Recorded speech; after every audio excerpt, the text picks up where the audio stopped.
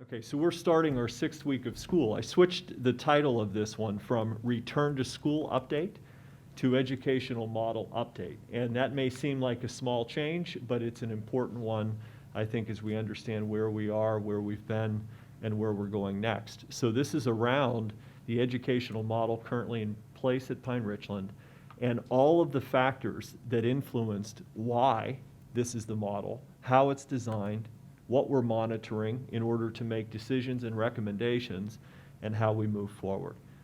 Next slide, please. So tomorrow morning, an e-blast will go out to our community, and that e-blast will be very brief, but it'll have a link to tonight's presentation. So we're recording this as we have done. This information will be posted on the district's COVID-19 website. And it really has a lot of critical information. So a lot of families may be asking, how, why, what are you looking at? What's guiding decisions? All of that information is contained within this presentation. And if we were to go all the way back to the end of July, you could devote a lot of time and just listen through each step of this process. But I should cover most of those main points here tonight. So you see the points of discussion. Next slide, please. So similar to what Mr. Lyons shared, the first thing I would say here is a thank you. We have 4,600 students. We have thousands and thousands of families. And I thought a slide around community building and empathy was appropriate. This is not something that we've talked about. We've talked about patience and flexibility, but not so much community building and empathy. And this is taken from an exercise that we've done at board and administrative workshops that one of our board members identified. And if you look on the left on this slide, it says, in this challenging time, empathy-based questions may be helpful because it allows us to put ourselves in the chair or in the shoes or perspective of someone else. So what does that person see that I don't see? What do they want that I may not want? What do they believe that I may not believe? And what do they care about that I may not care about in the same way? So these are questions. And then on the right, I just listed a few examples of the different perspectives, the reality of what a community is, even a community with shared values and the importance of education. It is almost infinite, the number of differing perspectives and the ability to adjust or adapt in the face of what we've been dealing with since March of 2020. So students, what is the student's perspective? What does that kindergarten student see that I may not see, right? Or what does the parent see if I'm a staff member? What does the parent see that I don't see? Because we know that there's a big difference between perhaps parents who their employment hasn't been impacted by COVID-19. Maybe they have a single child that's older and more independent in their learning. That experience is grossly different than maybe a family that has 4 kids, an infant, a 3-year-old, a kindergarten student, a 3rd grader, and they're trying to balance the situation. And when we do something for a few days or for a week or for a month, you're able to sort of get your head around that and work through it. The challenge of what we face is how long do we need to sustain that? When is the time? And these are the questions that we're getting. When can we get back to normal? And so on the right side of this, I'll use an example. If I'm a teacher and I want to practice an empathy exercise, I might do this. What does Mr. Stobener, our Director of Technology, see that I don't see? And he could ask the same question. What does a teacher see that he doesn't see? But teachers want technology to work. So does everybody else. There is not a single person who doesn't want the technology to work. But in his role as Director of Technology, if we engage in that empathy exercise, what does he see that I don't see? What could be an ideal solution for one person may be less than ideal for another. We have research about young children and COVID-19 that has continued to evolve.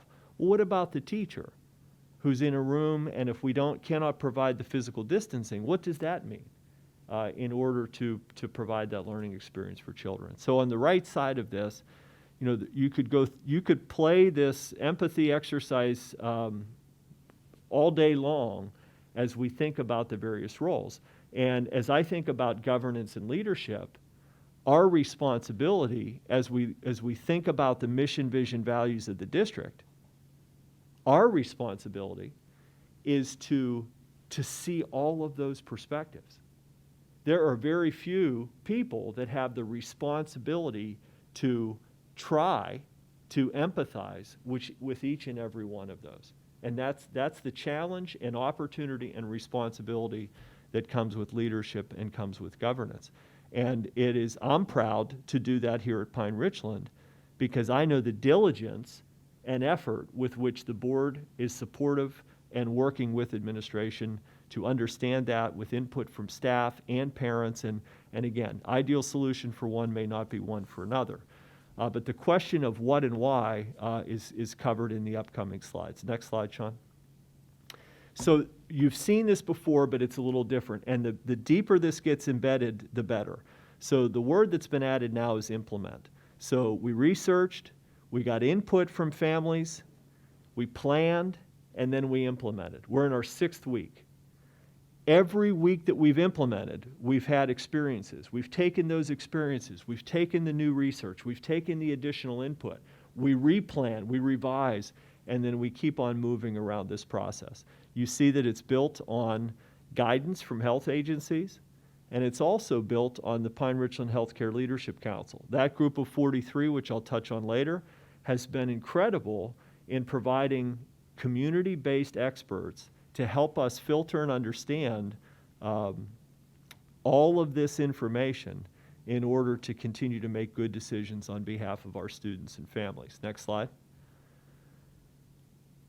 This slide is a little different. If you pay close attention, you'll see the green H starburst is bigger.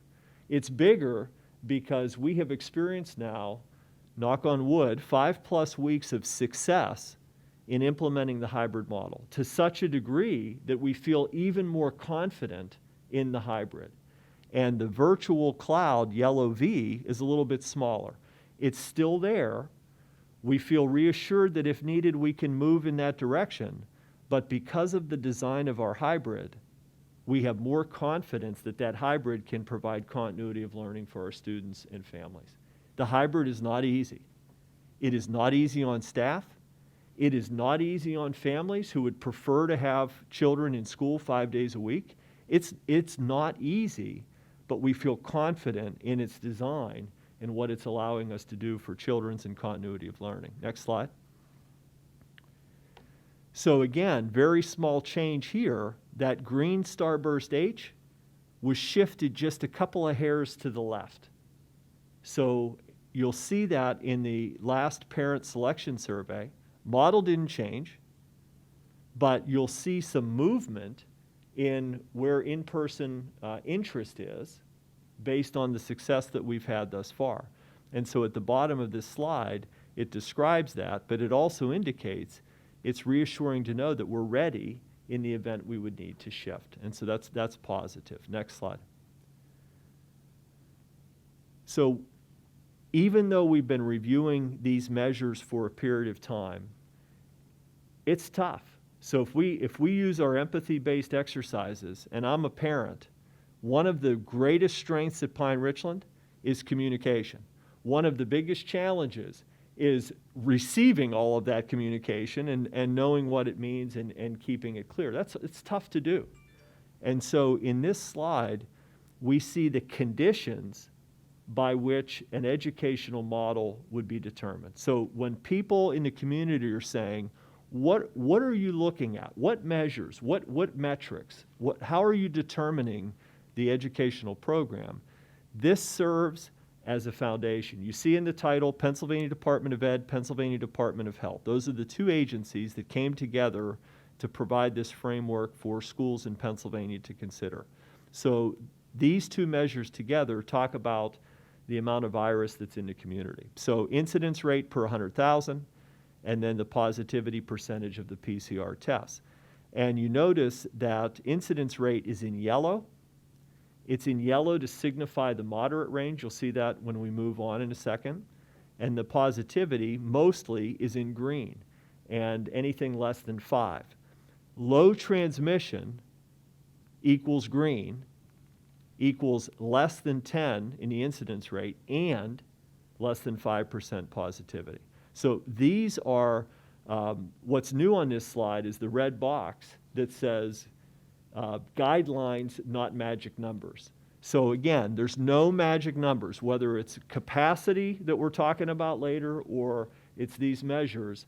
There's nothing magical, for example, about 10.1 is an incidence rate and 9.9. But it's important to understand the general direction and what these conditions mean. They're reported on a weekly basis on the PA COVID Early Warning Dashboard site. And so you can search by county, and these are Allegheny County measures based on what's happening here. Next slide. So in more detail, why a hybrid? And as we've mentioned in the past, not all hybrid approaches are the same. So the Pine-Richland hybrid has very specific elements in the design of the instructional model, specific uses of technology, specific classroom setups, all to meet the health requirements that we believe are best for students and staff and continuity. So on the left side of this slide, what we see are those same colors that I talked about before. If we look in the low transmission, you see a green star in less than 5. That's been our positivity for about the last 7 weeks or so, less than 5%.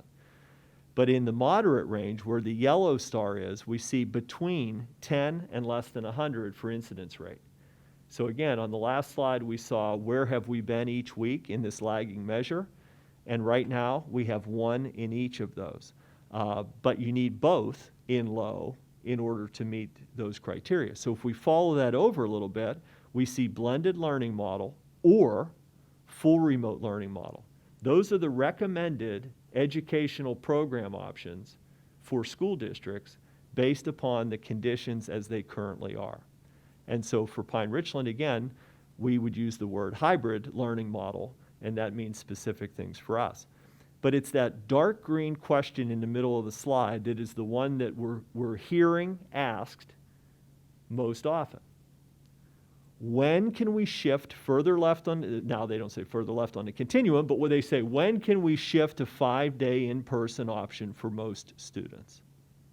I say most students because I feel 100% confident that we will have some families who would like to stay in a virtual learning environment all year. I believe that they will want to be in that 100% virtual environment through the remainder of the 2021 school year. Some families, some students. But there are many, most, the majority, where if conditions allow it, they would prefer to have 5-day in person. So when? On the right side, these are our words, so nothing magical here, but the answer is really when it's safe and sustainable. So we've been experiencing success because of a thoughtful, deliberate, incremental approach to what education looks like, to what athletics and activities look like, everything that we've been doing. So it's safe and sustainable when the conditions approximate some of the low transmission, cases remain rare, and we have a longer sample size to understand what that means and looks like. So we're happy that we're in week 6 started, and we've experienced what we have in terms of cases. And I'll talk about that specifically in an upcoming slide. But the last piece there of moving towards 5-day in-person is when physical distancing within the model can be less than 6 feet. So there is a point where increasing the number of students here every day can only be accomplished by decreasing the distance between students in the schools. And that means something. And so again, we'll talk about that. But that would be sort of the equation to answer the question, when can we shift? Next slide. There's a report by a third party, Mathematica, that is available via the link, so it'll be there and on the resource page for families. But this was commissioned by the Department of Ed. The report studies various models and approaches to the instructional day setting during COVID-19. And it is outstanding. For those who really want to dig into the report. So parents, if you're interested, read it. It is worthwhile. The high-level key findings are incredibly relevant for Pine Richland. So when I built this slide, I started to bold some parts of the key findings and stopped because I was bolding each word in the key findings. So masks are critical. Masks are what help us have the confidence with physical distancing and hand sanitizing to have such success as we've experienced in the first 5.5 weeks here. Again, infection rates in elementary schools likely to be lower than secondary schools in the same model. We have different developmental models in our district, and that makes sense relative to the information you see in there. It's the third bullet that is just so important. Hybrid approaches where smaller groups wear masks and attend in person part-time dramatically reduce the total number of likely infections in a school. The model suggests that under the hybrid approach, as we have it at Pine Richland, with precautions, knowing that students and staff may be walking through the door asymptomatic but positive for COVID every day, with the design that we have, the likelihood of passing those infections within the school setting are incredibly low. That is an important key finding for us. And the last bullet talks a bit about the idea that if you push too fast, you get into other places with transmission that might lead to periods of closure. And periods of closure haven't shown to be real effective through the Mathematica analysis. And then ultimately is disruptive. So, this idea of slow, deliberate, incremental, while it may not be ideal for some, is a way of demonstrating success, building continuity, and gradually improving as we monitor the conditions. So again, it all works together, but excellent report, and it's available for anyone. It's posted, it's linked in a number of ways, and it'll be linked on Pine Richland's site as well. Next slide. So over the last month or so, the question of cases has emerged, right? So we have conditions, how much virus is in the community. Then we have cases, so a confirmed case or a probable case. A probable case or a presumptive case is a case assumed to be and is treated as if it's a confirmed case. But we had some initial indication from PDE and the Department of Health that if you get 2 to 4 students or staff in the same building, maybe that'll lead to a period of closure. Or if you get X number of students or staff in a building or across the district, it might lead to a longer closure. The exciting part of where we are is the idea that that evolves. So it's back to the iterative thing. What they're finding is, Mathematica Report's a good example, but Allegheny County's interpretation has shifted. I'm on a call with representatives of Allegheny County Health Department and the Allegheny Intermediate Unit superintendents, 42 superintendents, every week.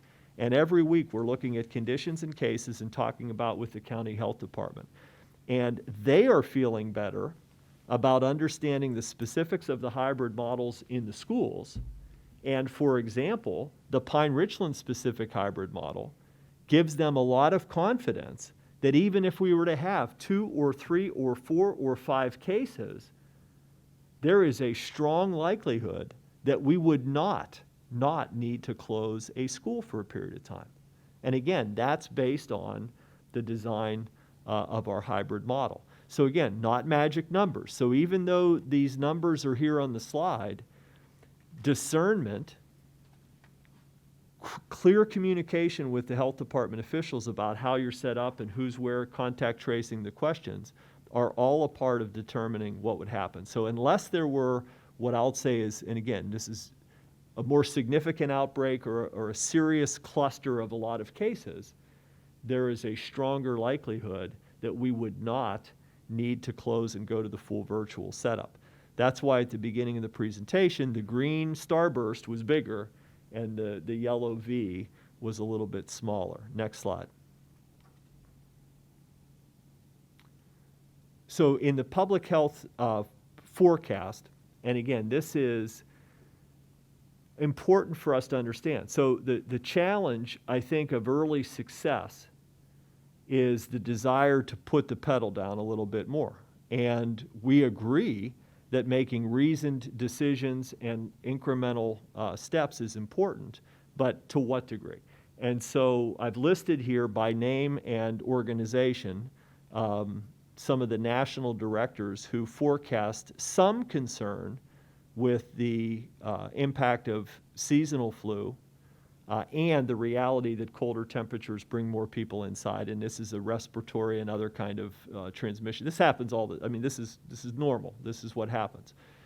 The sub-bullet, which I think is interesting and came out of discussion at our last Healthcare Leadership Council meeting, is that the mitigation efforts that are in place. So the fact that we have hybrid, the fact that we have physical distancing, the fact that people are wearing masks, all of the washing their hands, all of those things will protect us better than ever before relative to seasonal flu. So, will it get worse? Will it stay about the same? If it stays the same, part of the reason the experts suggest, including ours, is because of these mitigation efforts. So that's important.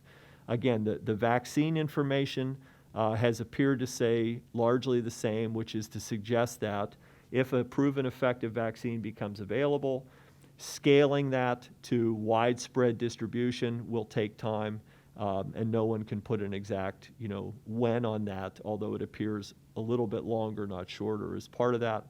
And again, a bolded reminder, as we're talking about the instructional model, when schools are in their, quote, traditional, end quote, design, they're dense, they're highly populated. There's tons of kids in hallway movement. There's tons of kids in a cafeteria setting. There's kids closely arranged within a classroom. So right now, we have seen success, and that success is tied to good decisions and a model that promotes the kind of continuity we want. Next slide.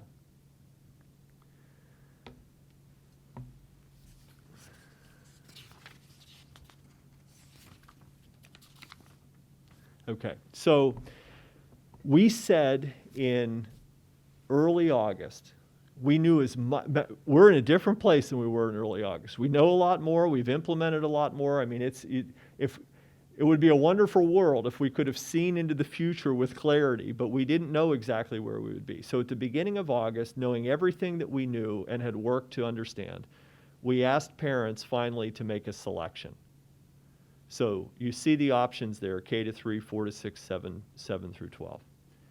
And in black, you see the percentage that selected that particular option. So looking at the K to 3 row, in the August 1 timeline survey, 59% selected 5-day. Remember, our action was to hire 14 short-term subs to expand our workforce at the K to 3 level in order to maintain physical distancing within that environment. We had 17% alternating in-person and virtual, and then 24.2% of K3 were at home. We said it doesn't feel fair to ask to pick an arbitrary length of time like 9 weeks when that selection was being made. Parents were anxious, none of us knew what to expect when we returned to school. High levels of anxiety amongst staff, amongst families, amongst students, but these were the numbers. We said we'll ask you again. And so we asked again in our 10-1 survey, and at the K to 3 level, you can see what is the sort of the desire for increased in-person instruction. So our full virtual at home went from 24 to 20.6. You can see our alternating day dropped to 4.5, and we're up about 16% of those who would like 5-day in-person. So that's the selection that we said we would provide an opportunity.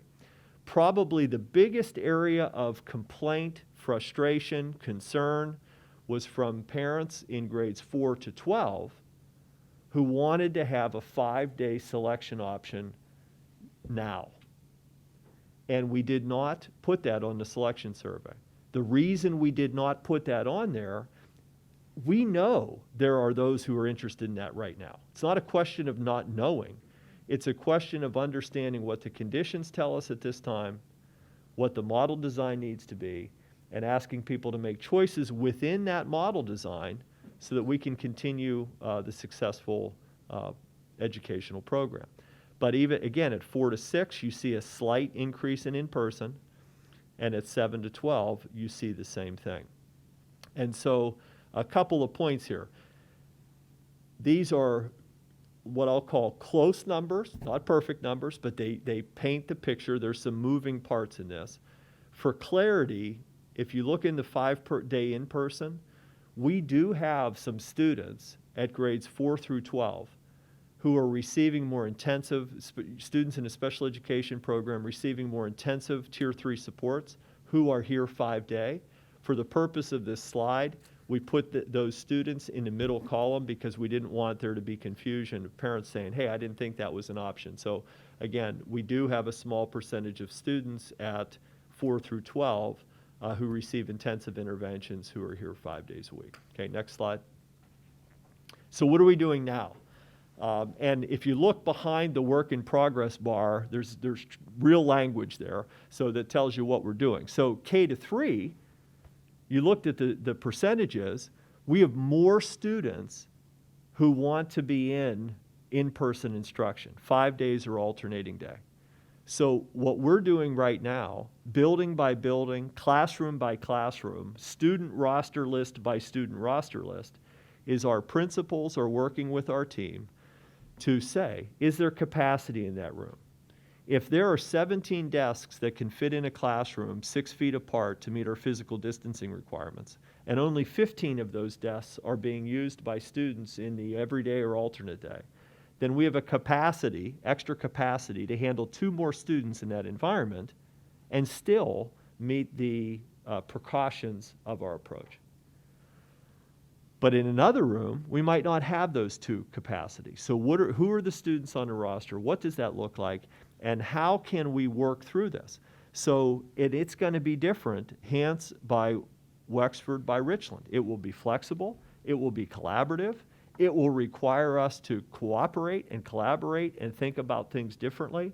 But I am confident we will come up with creative solutions that do not sacrifice health and safety, but do meet the hopes and desires of selection by parents. So we're working through that.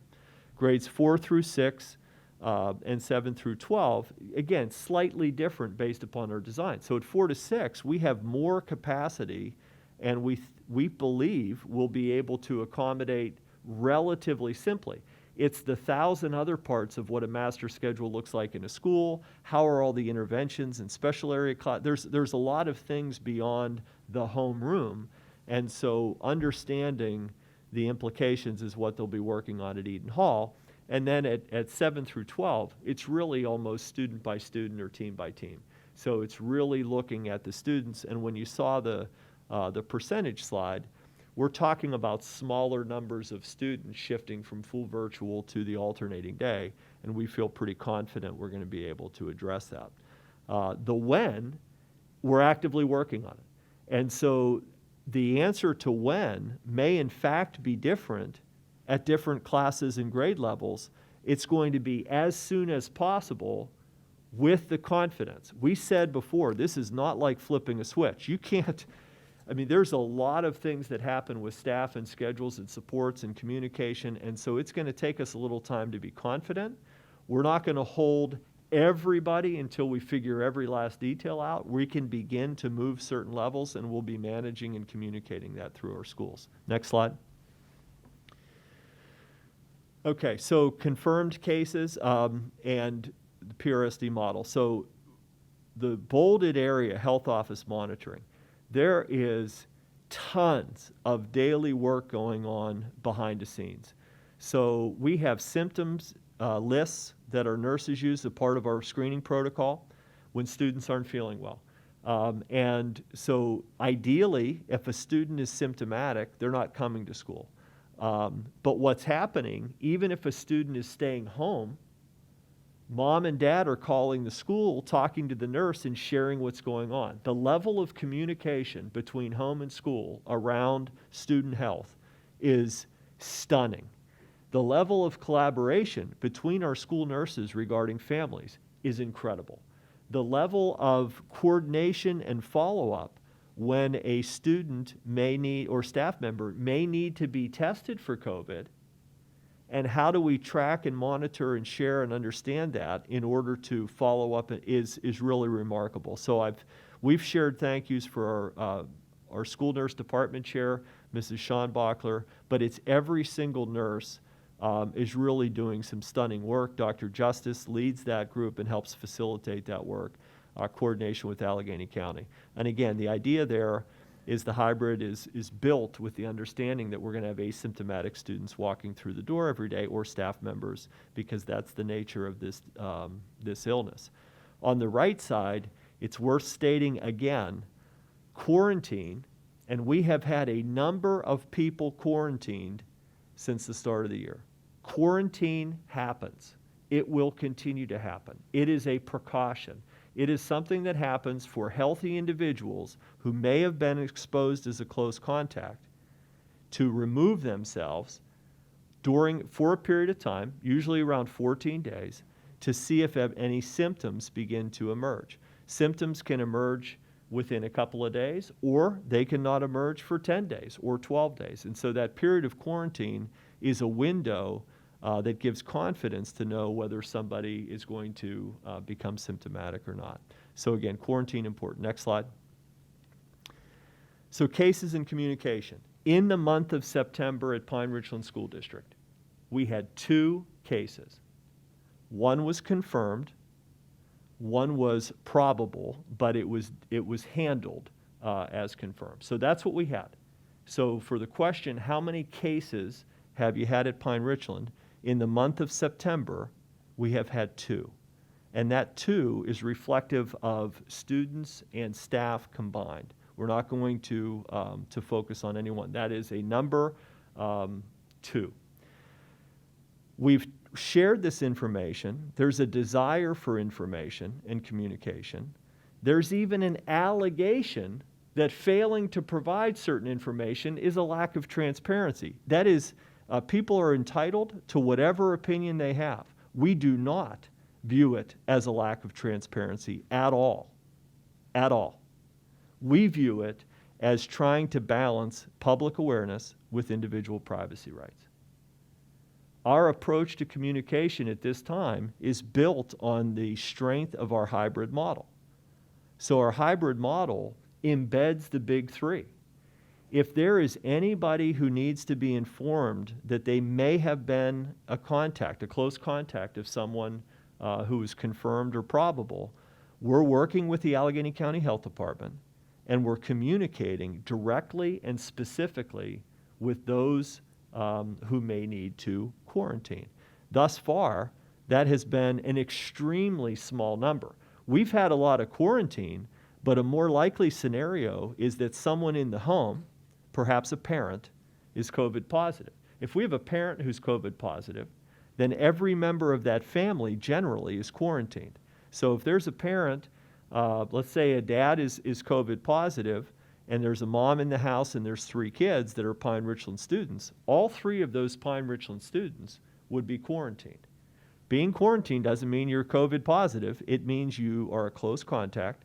You may have been exposed, and so you are held at home for a period of 14 days to see if symptoms emerge. So again, this is, I don't like to say no news is good news, but when it comes to communicating around privacy and balancing that, in this case, no news means there's nothing to do differently other than wear your face covering, wash your hands, keep the physical distancing. Allegheny County Health Department has shared that in some cases in Allegheny County, not in Pine Ridgeland, but in the county, where there is transmission, one of the more challenging areas is in a faculty lunchroom. So a faculty lunchroom where staff members may need to, they need to eat, but they need to sort of relax a little bit. That's an example of an area that would be of concern. But again, the Pine-Richland hybrid is in good shape. So that last bullet, there are some that, and I don't know how many, but there are some who would like to have something like a COVID tracker. A COVID tracker is a publicly facing scoreboard, for lack of a better description. If you have a case, then a number goes up on the board. And if you have another case, another number goes up on the board. There are some potential benefits of a COVID tracker, and there are a number of concerns tied to a COVID tracker, particularly in a community and school district like Pine-Richland of our size. So why would it be beneficial? It would be beneficial at a school level if there was a magic number. So if 4 was the magic number of cases within a certain time period, then having a public-facing number would allow families to understand we're close to a period of school closure. But everything we've learned about the hybrid model and the conditions in place and how mitigation or quarantine is handled in a much more targeted fashion, that is not something that leads to any action here. And the concerns are, and these are significant, real concerns, if we were to communicate at a building level, the very first question when a number goes up is, who is it? Is it a staff member or is it a student? Whose car is not in the parking lot today? Who's not in school today who should be in school? And what ends up happening is it shines a bright light and further enhances this concern and stigma around those who may be positive. That's a concern, because if there's a stigma around something like COVID-19, it reduces the likelihood that someone's going to be honest and share their symptoms or or what's going on at home, because people do not want to be that person or that thing that caused something to get canceled or closed or whatever, and it is a significant concern. But more importantly is we have no action to take. So if we had that tracker, it doesn't change our behavior. It doesn't require us to do anything different, and I'm not in support of that. I wanted to mention it here because it's a question that emerges, but from our perspective, the concerns outweigh the benefits, and just because a place chooses to do this doesn't mean it might be right for that community, but we don't believe it's right for our community at this time, but certainly would welcome any questions about that. Next slide. Huge thank you again. The fact that our families are willing to help support other families by driving kids to school has been a huge benefit. I asked Mrs. Charney and Mrs. McAndrew to estimate the number of kids on the bus at the various levels. So what we see here is at this point, at the first couple of days, it was pretty empty. It has gradually increased, and at the K to 3 level, we see about, on average, 15 to 22. 4 to 6, 10 to 12, grades 7 to 12, 8 to 16. On a 77 passenger bus, we have 25 unique seats. So as an arbitrary number, 25 is sort of where we are. We'd like to keep it about 25. That gets every student their own seat. If we have siblings, that's different. We can put siblings in the same seat because they're living together. But windows down, hand sanitizer, the whole bit. The hardest thing for us to figure out is how to communicate with our families, particularly at Eden Hall through the high school, that here's what we're communicating. We have more room, so we want to get more kids riding the bus, grades 4 through 12. But we don't want to go from too few to too many. And that's a next to impossible thing to try to facilitate. So the reason for this slide is like a soft nudge to begin to creep in the direction of increasing ridership, which will be nice and easier for families. We can do so safely. And then it ultimately also reduces the traffic and campus activity that has to happen. So I don't know how to do this any better than to say 4 through 12, we want a gentle nudge in the direction of increasing ridership. And then if you put your child on the bus one day, when they come home, say, how was it? How many were on the bus? Was everything okay? And do it again tomorrow, and hopefully we'll settle out at a place that's the right balance. Okay, next slide.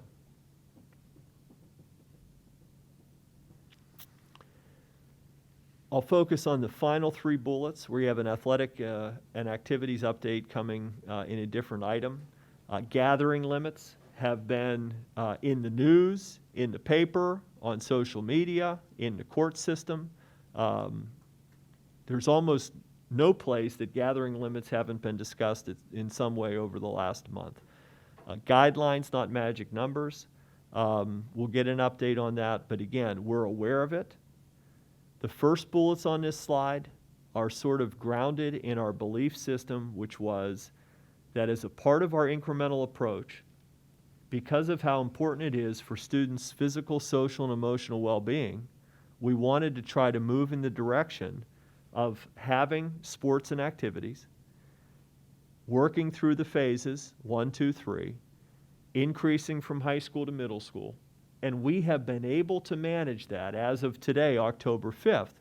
We've been able to manage that in a healthy way.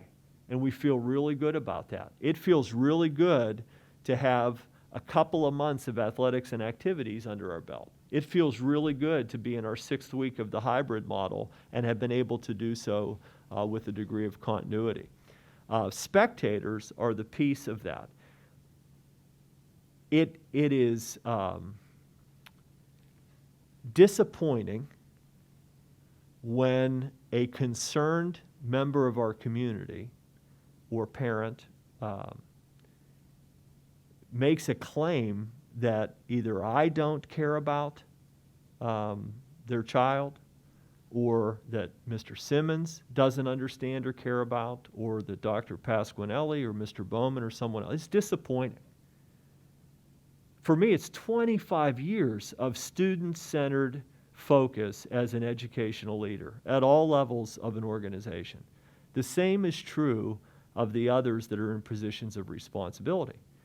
We are trying to lead to the best of our ability in a global pandemic. Our top priority is to allow the event itself to happen safely. When gathering limits are in place, or spectators are being managed in a certain way, or the event has to be managed.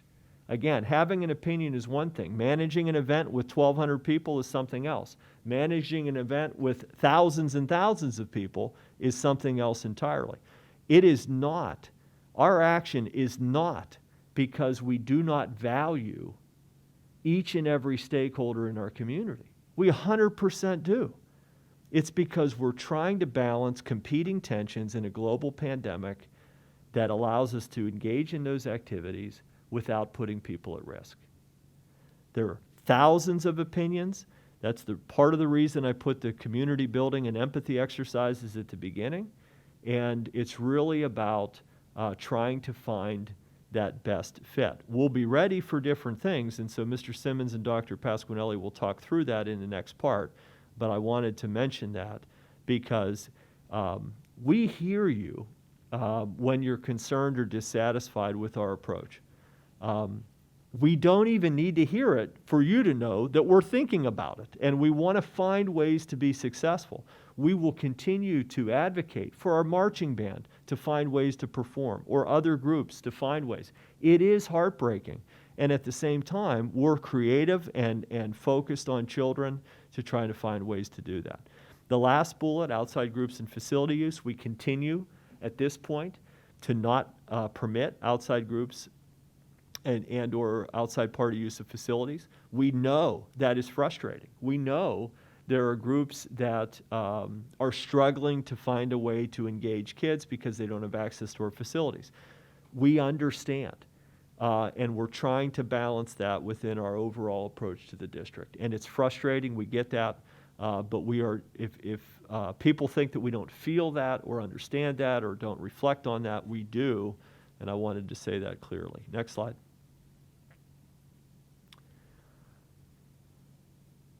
it is common to want to compare.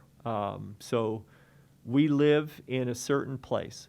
And so if we were to spiral ourselves around the clock, we could start at Mars and move to Butler and South Butler and Deer Lakes and Hampton and Shaler and North Allegheny and Seneca Valley and Quaker, and you go around the horn. Well, how come whatever the questions are? We understand what's happening in different places.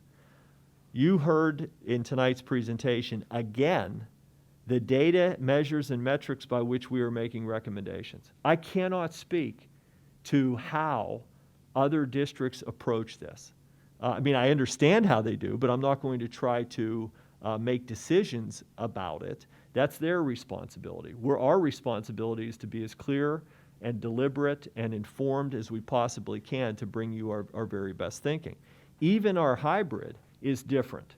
And if you recall, we had some discussions here about, hey, did you think about an AA and then an everybody virtual and then a BB?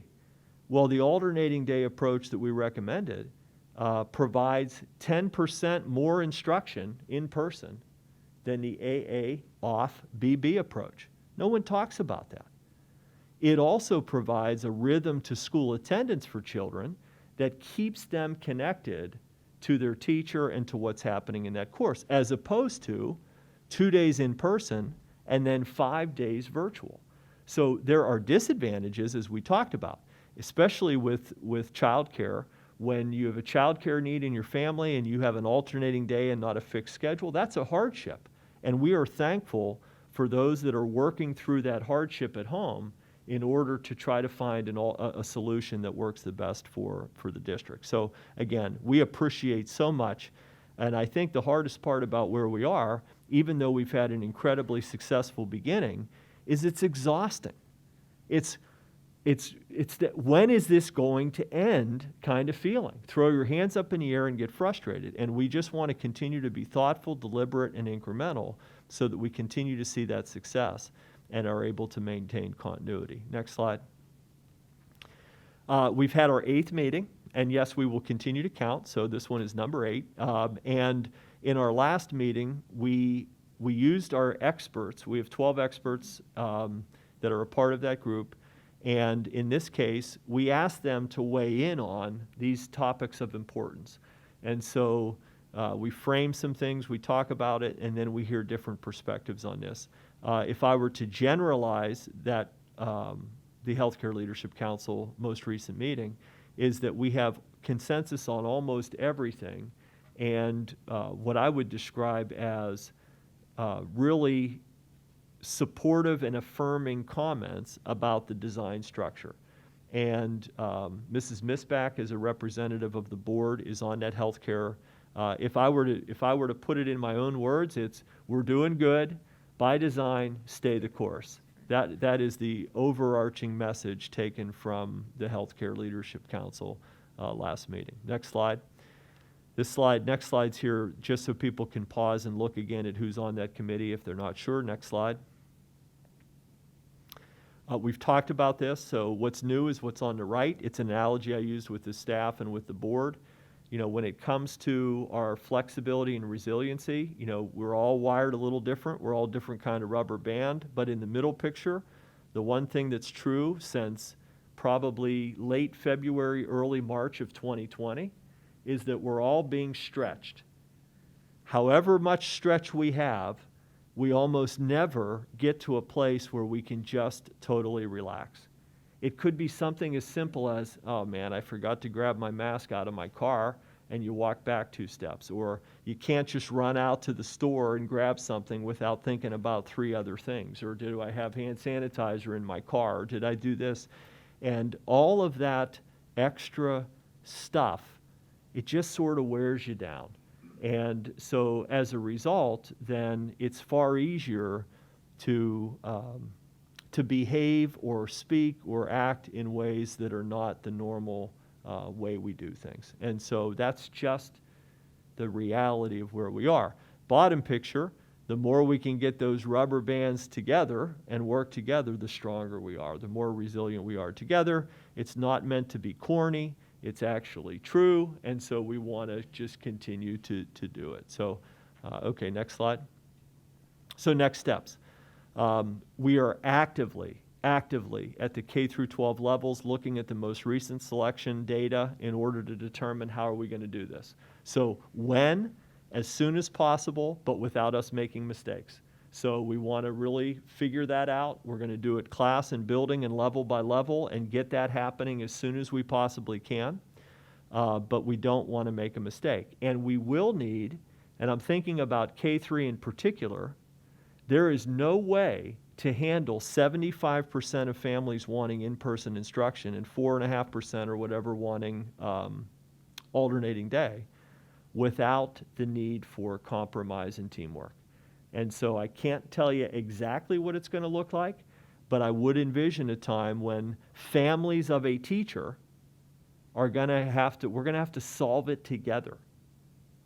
It isn't going to be perfect for everyone all the time. We're going to have to work together, because one of the things we know for sure is that when students begin a school year and they begin to form a relationship with their teacher and with their classmates, they don't want to miss that. They don't want to lose that. The thought of moving to a different teacher or class is upsetting, and it should be because of the quality of relationships. So that we have to think about that and try to find a good solution.